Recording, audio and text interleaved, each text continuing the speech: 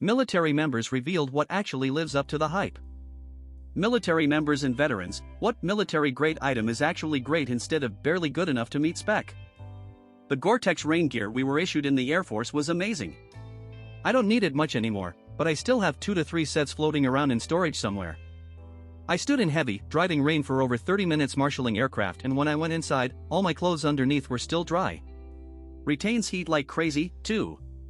If the day wasn't bitter cold, I'd end up sweating after just a few minutes of moving around. Odds are you can probably find a set if you scour enough surplus stores. Especially the older, retired ABU pattern. Depends what branch, but some of the cold weather gear is actually pretty solid, especially the layers system they use now. My dad was Army and swears by those fleece jackets even years later, still wears his around house all the time, and it holds up way better than civilian stuff I bought. British Rat Pack steamed fruit pudding in a tin. A solid tube of tasty fats, carbs, and fruit. My god, I swear it had enough calories for a week in that can.